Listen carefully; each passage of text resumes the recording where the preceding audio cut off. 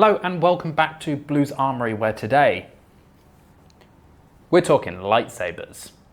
Let's get into it.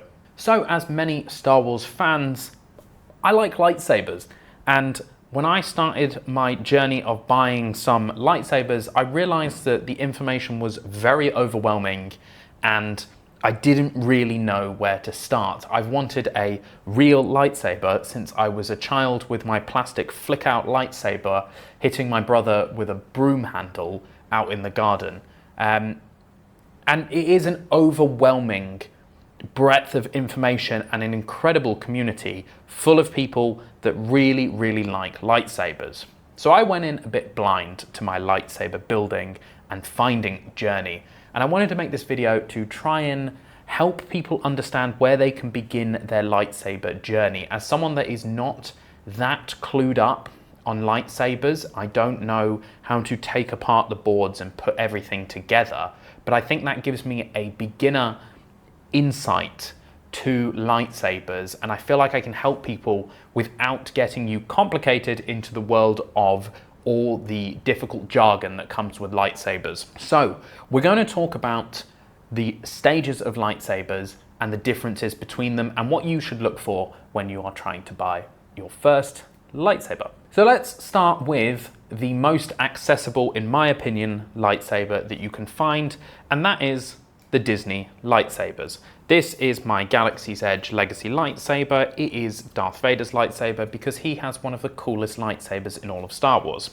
I bought this lightsaber at Galaxy's Edge in Disney, but these sabers are available on disneystore.com and you can find them online. I have the Darth Vader one, and then up in the corner somewhere I have Ahsoka's lightsabers, and then obviously, we'll get into this, I have my Savvy's Workshop lightsaber as well. Now, are the Disney sabers good? Well, you can buy them in a Star Wars park, in a Star Wars land. You can run around with a lightsaber, interact with stormtroopers, and you have a fairly accurate representation of your character's lightsaber. I would say for that reason, yeah, they are pretty good. Now, for the price you pay, is there better things on the market? 110%, but for the average consumer, if you just want a lightsaber and you have some money to spend and you're either at Galaxy's Edge or you're getting it delivered to your home, these sabers will do completely fine. Are they the most accurate sabers in the world? No, of course not. Can they be quite expensive? Yeah, they definitely can, but lightsabers themselves are quite expensive. So this was about $170 without a blade. Now, what do you get with that $170 or $200 depending on the saber? Well, you get yourself a lightsaber. You do not get a blade, but you do get a really interesting case for your lightsaber that you can carry with you and or transport it back to your home. This is what the cases look like. They open with a button, and inside you see there is your lightsaber. They are fully plastic, but they are a great way to display your lightsaber and just add to the experience of owning a saber. I love the Disney lightsabers. They were one of the first lightsabers I ever bought. They do definitely have their drawbacks, but I still think they're pretty great. Now, the other extremely affordable option that you can do, and I have done a video on these which will be up here somewhere, but you can go to the world of Aliexpress, Temu, Wish, whatever you want to look at, and you can find yourself one of these. Now, this is what I like to call Temu Special.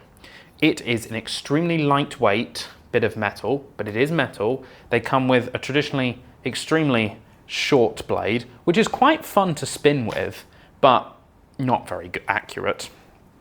They do come with sounds, they do light up, and most of them can be screwed at the end and you can have a dual-bladed lightsaber. Are these lightsabers perfect? No, they're actually terrible. The sound is horrible. Shall we see if it's got battery?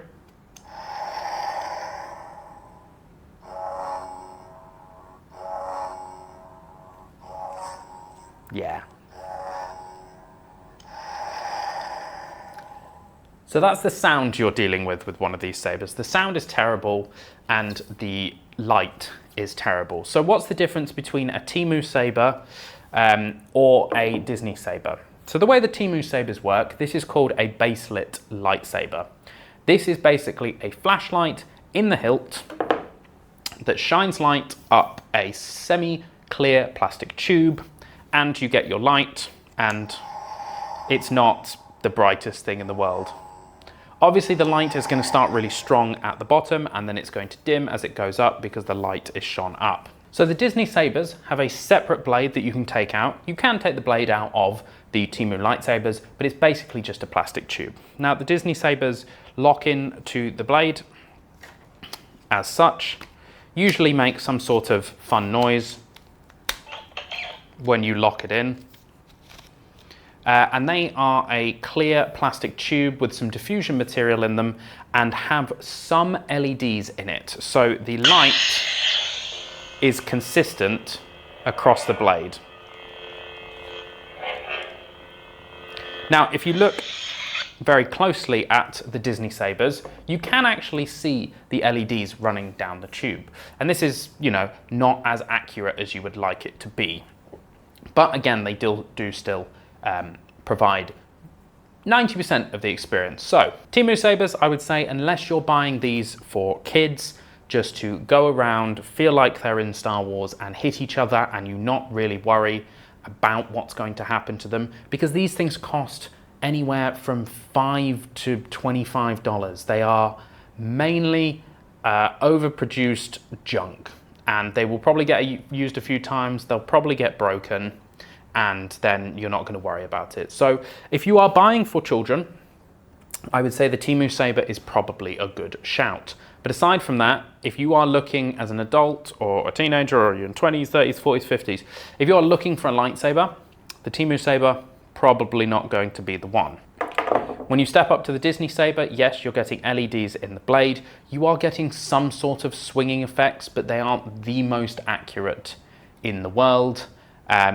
But you are getting a really accurate lightsaber, and you're buying it from Disney, and you know it's going to be fairly accurate. Those are two of the lightsabers. Now, once you get into researching about lightsabers, you'll find there are hundreds of companies around the world that make lightsabers. So I'm going to show you two lightsabers that I have from a company called Saber Theory. Paid for these with my own money, because why would they send me lightsabers? So Saber Theory, there are loads others. There's Padawan Outpost in the UK. There's Neo Sabers I see a lot of. There's Theory Sabers from YouTuber Star Wars Theory. So you've got plenty and plenty of options. They come in a few different options, and then this is where it gets a little bit confusing. So Saber Theory make their own Baselit lightsabers. This is similar to the Temu lightsaber. In fact, even if you look at the hilts of these two, they are very similar. Now what you get with a Saber Theory saber or one of these other sabers is you're getting a better build quality, I think. The metal feels a little bit nicer. The blade is longer. It's got a nice point to the end. And the material on the blade is a little bit better. And it just feels a bit better in the hand. Now, it is still a flashlight with a tube attached to it. So you're never going to have the amount of light consistent all the way up the blade. It's still going to be really bright down here, and it's going to be quite diffused and empty up here. What these sabers do have, though, that going for them is they are equipped with some sort of smooth swing capability. So that means when you swing the saber, you're going to get the noise, though. I probably should just show you. I'll put some B-roll in here. But you're going to get the smooth swing capability, and it's going to sound better. They'll also be loaded with quite a few different lightsaber fonts. Let's say you want your lightsaber to sound like Obi-Wan Kenobi, Darth Maul, Luke Skywalker, Barriss Offee. You want it to sound like the dark saber. These sabers have pre-installed fonts. You cannot add more to a baselit lightsaber. Well, at least the ones I have, you can't add more. But they are a good starting point if you want some really nice, accurate sounds. You want some clash effects. You want the smooth swing. These all have them, and they come in a very reasonably priced package. You do not have to get a generic hilt like I do. Most of these companies offer their movie-style hilts in a baselit version. So if you wanted a Darth Vader hilt like this one from someone like Saber Theory and you just wanted it baselit, so you just wanted the light in the stick but you still wanted smooth swing, you still wanted the clash effects, you could get that and you could save yourself a lot of money. And especially if it's just going to be a prop that you have on your shelf like I do back here, most of the time that is completely fine. They are perfectly fine, especially if you are a collector. These companies make some really beautiful replicas of Star Wars lightsabers. If you're a collector, these sit on your shelves. You can make yourself little 3D printed stands and they look gorgeous. And you are going to save a little bit of money compared to the Disney Saber. They are also going to come with a blade. That's Baselit from an external company. The final step in lightsaber building is your pixel lightsabers. So pixel blade lightsabers come in many different forms and varieties, but the basis of a pixel blade lightsaber is that, similar to the Disney Saber, your blade is going to be filled with LEDs, and that's going to provide you with an incredible amount of light and an incredible diffused color, and it is just beautiful and bright. For example,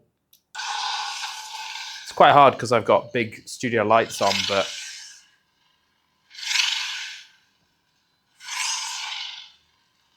so what you can see here is the flickering effect that I have for this Kylo Ren lightsaber style. It's quite hard to see with the lights, but just having those multiple addressable LEDs means that you can have cool saber effects.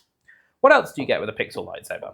So with these pixel lightsabers, you're going to get incredible smooth swing. You're going to get incredible effects like flash on clash and tip drag and blaster deflection, things that you would get in your baselit lightsabers from companies like Saber Theory. But you're going to get all of this with this beautiful bright blade, and it's just going to look fantastic. So the hilt that I have is that I bought this on a May the 4th sale last year.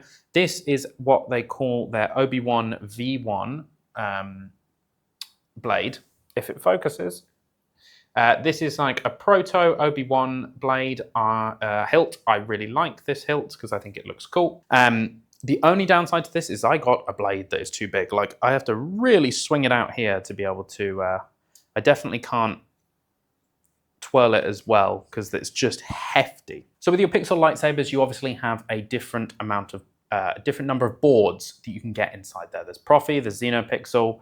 I won't get into the details of that because, again, this is just a beginner's overview of what lightsaber you should buy when you're buying your first lightsaber. I would highly, highly, highly recommend you go check out the subreddit, the lightsaber subreddit. They have a whole spreadsheet of who you should buy from, pros and cons of different lightsaber manufacturing companies and different boards.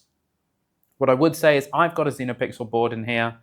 I think it's fantastic. I like that it has access to the board, and I love, once you unscrew this here, that there is a space for a micro SD card, which means that you can go to someone like Kyberphonic and get your own lightsaber fonts and load them into your lightsaber. So your lightsaber fonts are your sounds that you get with your lightsaber. So this comes pre-installed with quite a few, but let's say a new show comes out like the Acolyte, you want to go get Master Soul's lightsaber font, you just go there, you pay the money, and you load it up on your SD card. It's super simple. Now, there are lightsaber boards that come with phone connectivity. Mine does not have phone connectivity, but if that's something you want to do, instead of pressing through the buttons and the options, you can have that phone connectivity, and it just means that you take out your phone, you select your font, you select which parts you want to do, what effects you want to have, and it's all accessible. I think that's a great feature, and that's something I would love to have in my next lightsaber.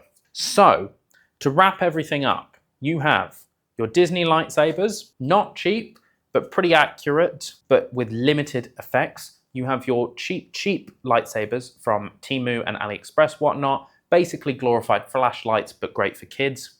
You have your higher end baselit lightsabers, great if you want a display piece and you just want the beautiful hilt, but still does come with some of the effects. And then you have your pixel blade lightsabers that have all of the bells and whistles that you would want in a lightsaber. That's pretty much it for lightsabers, and I wanted this to be really simple, and I hope this has been really simple for people to understand when purchasing their first lightsaber. It can be a daunting task, it can be an expensive task. You can mix and match. however much money you want to spend, there is a lightsaber out there that is for you. I mean, let's take this for example. This is an extremely expensive lightsaber. This costs upwards of $300 now, I think. And it is a Disney saber, so it doesn't have incredible effects. It is extremely chunky.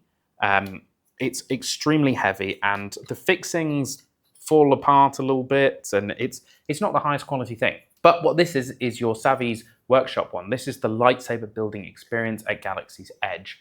And although this may not be the best lightsaber in the world, I built this, and the lightsaber building experience as a Star Wars fan is one of the most amazing things. So yes, these are not the best sabers in the world, but the experience of it was just incredible as a Star Wars fan. So again, very expensive, cost more than this Pixel Blade lightsaber.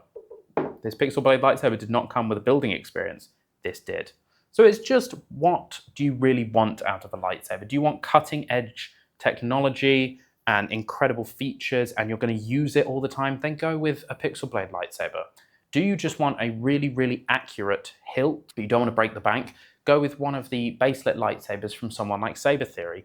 Are you in a Disney park and you just want a lightsaber to carry around because you think it'd be fun? That's what the Disney sabers are for.